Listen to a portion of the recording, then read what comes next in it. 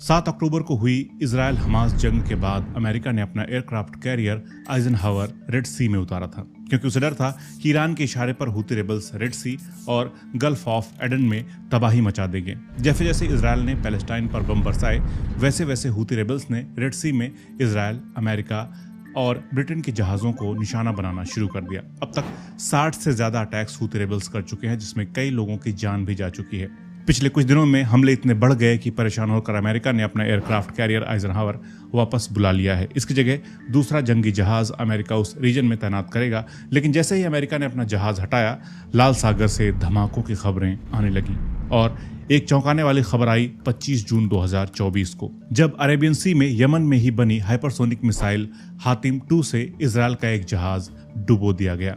Hypersonic मिसाइलें sound की speed से भी 5 गुना तेजी से टारगेट की तरफ बढ़ती हैं, इसलिए इनको डिटेक्ट करना, ट्रैक करना और इंटरसेप्ट करना बहुत मुश्किल होता है। हूती रेबल्स के पास हाइपरसोनिक मिसाइलें हैं और वो इन्हें खुद बना रहा है। ये सुनकर इजराइल और अमेरिका के होश उड़ गए हैं और इस हमले के बाद पूरी दुनिया का ध्यान एक बार फिर से इजराइल और पैलेस्टाइन मुद्दे पर आ गया है। 27 जून को यूनाइटेड नेशंस सिक्योरिटी काउंसिल ने भी यमन की हूती रेबल्स को रेड सी में अटैक्स बंद कर देने चाहिए, इसे लेकर एक रेजोल्यूशन बनाया था जिसे 12 देशों ने सपोर्ट किया, लेकिन चाइना, रशिया और अल्जीरिया ने सपोर्ट इसे नहीं किया। हूती रेबल्स ने सुएज कैनाल और रेड सी से गुजरने वाली हर उस जहाज को निशाना बनाने की कसम खाई है जो इजराइल जा रही है, और हूती रेबल्स की धमकियों को मामूली नहीं लिया जा सकता, क्योंकि ये है बाब एल मंडेब, जिसका मतलब होता है गेट ऑफ टीयर्स। ये एक पानी का रास्ता है जो एक तरफ यमन से सटा हुआ है, दूसरी तरफ जिबूती और एरिट्रिया है, पीछे है गल्फ ऑफ एडन और सामने है रेड सी यानी लाल सागर। बाब एल मंडेब सिर्फ 32 किलोमीटर ही चौड़ा है। मिडिल ईस्ट से तेल और नेचुरल गैस को एशिया, यूरोप और नॉर्थ अमेरिका तक पहुंचाने का काम इसी रूट से किया जाता है। हर रोज मिलियन बैरल से भी ज्यादा तेल इस रूट से ट्रांसपोर्ट किया जाता है। इस रूट का बंद होना मतलब कि पूरी दुनिया की एनर्जी रिक्वायरमेंट्स बुरी तरह अफेक्ट हो जाएंगी। इस वजह से ये बहुत इंपॉर्टेंट है। हम सभी जानते हैं कि सऊदी अरब अमेरिका के इशारे पर चलता है, लेकिन ईरान की अमेरिका से दुश्मनी है। ईरान पैलेस्टाइन के साथ खड़ा है तो अमेरिका इजराइल के साथ। इसलिए ईरान के लिए बाब एल मंडेब की जगह बहुत जरूरी है। इस पर कंट्रोल बहुत जरूरी है, क्योंकि इसकी मदद से वो जब चाहे ग्लोबल एनर्जी सप्लाई को रोक सकता है। और इसीलिए जिबूती में दुनिया के बहुत सारे ताकतवर मुल्कों ने अपना मिलिट्री बेस बना रखा है।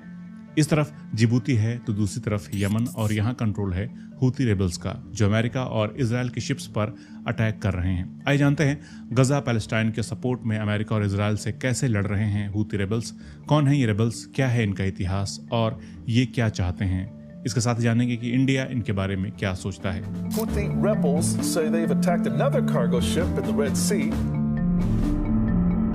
The Houthi rebels have struck 4 ships. Yemen की राजधानी सना में साल 2014 से ही हूती रेबल्स का राज चल रहा है, लेकिन इनके बारे में जानने से पहले हमें यमन की हिस्ट्री के बारे में थोड़ा जानना पड़ेगा। दोस्तों, तारीख थी 22 मई, साल था 1990 का, जब नॉर्थ और साउथ यमन का यूनिफिकेशन हुआ।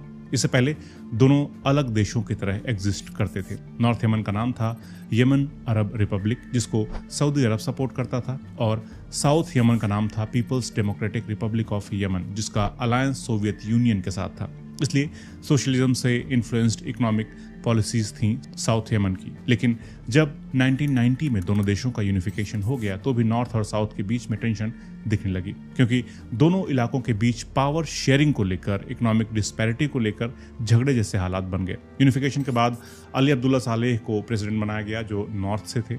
साउथ इलाके के बड़े लीडर थे अल बेद। दोनों के सपोर्टर आपस में भिड़ गए और यूनिफिकेशन के 4 साल बाद ही 1994 में यमन में कुछ वक्त के लिए एक सिविल वॉर हो गई। भले ही अब्दुल्ला सालेह प्रेसिडेंट बनाए गए थे नॉर्थ से और वो जैदी शिया इस्लाम को मानने वाले ही थे, लेकिन नॉर्थ यमन का एक धड़ा ऐसा भी था जो मानता था कि यमन सरकार जैदी शिया मुसलमानों के साथ अन्याय कर रही है, उनको सिस्टम में नहीं आने देना चाहती है और गरीब रखने की चाल चल रही है। इस तरह की बातें पब्लिक में करने वाले का नाम था हुसैन बदरुद्दीन अल हूती, जो जैदी शिया इस्लाम का जानकार था और चाहता था कि जैदी शिया इस्लाम के मानने वालों का दबदबा रहे यमन में। वहीं प्रेसिडेंट अल सालेह बाकी धर्मों और मान्यताओं वालों के साथ मिलकर सरकार चलाना चाहते थे। बाद में सालेह 2015 में हूतियों के साथ भी मिल गए, क्योंकि उनको लगा था कि यही तरीका है सत्ता में दोबारा वापस आने का, लेकिन ये कदम बहुत आत्मघाती साबित हुआ और सालेह को 2017 में हूती रेबल्स ने ही मार डाला। तो इस तरह पहले ज़ैद इस्लाम की बात करने वाले अल हुती का सपोर्ट बेस बनता गया और आगे चलकर उसके समर्थकों ने सरकार के खिलाफ हथियार उठा लिया और लड़ने लगे।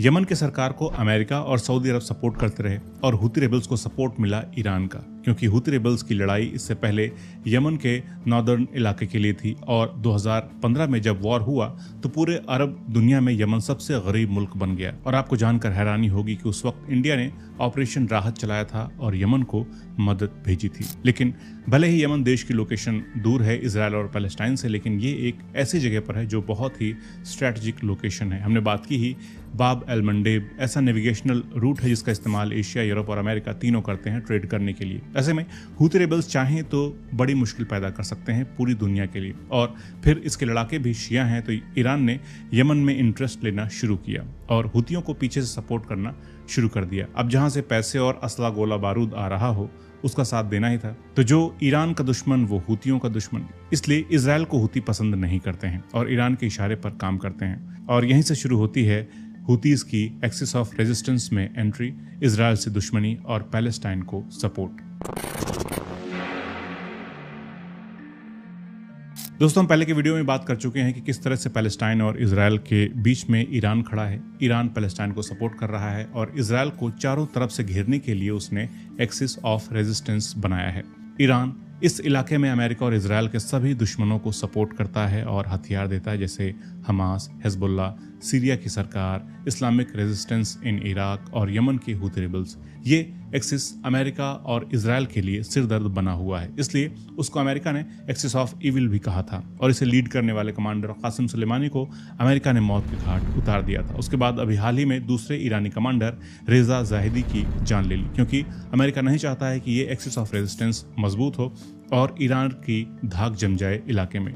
अब क्योंकि हुती रेबल्स इस एक्सिस ऑफ रेजिस्टेंस के पार्टनर्स हैं, अमेरिका, इजराइल, सऊदी अरब और यूएई जैसे देश हुतियों को आतंकी मानते हैं, लेकिन ईरान उनको रेबल्स कहता है। हालांकि यहाँ ध्यान देने वाली बात यह है कि भले ही हुतियों को ईरान ने सपोर्ट किया है, लेकिन वो पूरी तरह से तेहरान के कहने पर नहीं चलते हैं। हुती रेबल्स कई बार अपने इंटरेस्ट के हिसाब से ही चलते हैं, क्योंकि ज़ैदी शिया इस्लाम को सुन्नी इस्लाम के ज़्यादा करीब माना जाता है और ये लोग खुमैनी को भी इंपॉर्टेंस नहीं देते हैं। लेकिन पिछले साल 7 अक्टूबर की जंग के बाद अगले ही महीने में नवंबर की 19 तारीख को इजराइल जा रहे एक शिप पर हुती रेबल्स ने हमला करके उसे हाईजैक कर लिया। इसके बाद इस रूट से जाने वाली हर शिप को हुती रेबल्स ने निशाना बनाना शुरू कर दिया। ये पैलेस्टाइन के साथ खड़े होने का संदेश दे रहे थे और अब तक 60 से ज़्यादा जहाज़ों को निशाना बना चुके हैं हुती रेबल्स। आइए समझने की कोशिश करते हैं कि इनके 3 मकसद आखिर क्या हैं।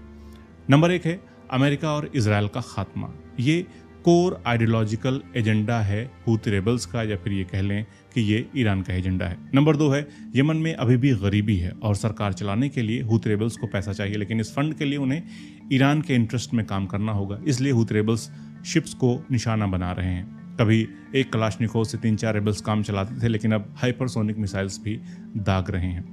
तीसरा मकसद है अपने आप को रेड सी के इलाके में इंपॉर्टेंट फील कराना ताकि उनको और फंड मिले। यही नहीं, हुती रेबल्स समुद्र में जंग के लिए सस्ते असला बारूद से अमेरिका, इजराइल और ब्रिटेन जैसे देशों के $1 मिलियन का नुकसान कराने में माहिर हैं। इसलिए ये लोग अपनी अहमियत जानते हैं और इलाके में धाक जमाना चाहते हैं। दोस्तों, अगर मैप को ध्यान से देखें तो बाब एल मंडेब के पास में ही है सोमालिया, और सोमालिया के डाकुओं के बारे में तो पूरी दुनिया को मालूम ही है। ये लुटेरे अरेबियन सी और इंडियन ओशन से गुजरने वाली शिप्स में लूटपाट करते हैं, इसलिए हमारी नौसेना भी रेड सी, इंडियन ओशन और अरेबियन सी के आसपास तैनात रहती है। साल 2008 से ही इलाके में पेट्रोलिंग करती रही है हमारी नेवी। और ना तो हुती रेड सी में इंडियन नेवी को निशाना बनाते हैं और ना ही हुतियों पर भारतीय वॉरशिप्स हमला करते हैं, बल्कि भारत का ज्यादा फोकस होता है इलाके में डाकुओं पर लगाम लगाने की, ताकि शिप्स को समुद्री लुटेरों से बचाया जा सके।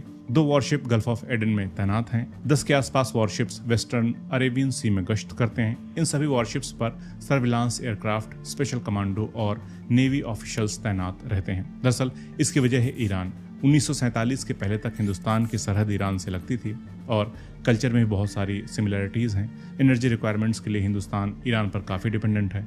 डिप्लोमेटिक रिलेशंस भी दोनों देशों के बीच अच्छे हैं, लेकिन हुती अटैक्स की वजह से भारतीय शिपमेंट को काफ़ी नुकसान हो रहा है और ये नुकसान सैकड़ों बिलियन का है, क्योंकि शिपमेंट डिले हो रहे हैं। इंडिया ने अपने इन्वेस्टिगेशन में पाया था कि हुती जिन ड्रोन्स के जरिए शिप्स को डुबो रहे हैं वो ड्रोन्स उन्हें ईरान से मिले हैं, वो ईरान के हैं। और इतने खतरनाक हथियार का हूतियों के हाथ लगना वाकई चिंताजनक है और इसलिए हमारे विदेश मंत्री इसकी चिंता भी ईरान से जाहिर कर चुके हैं।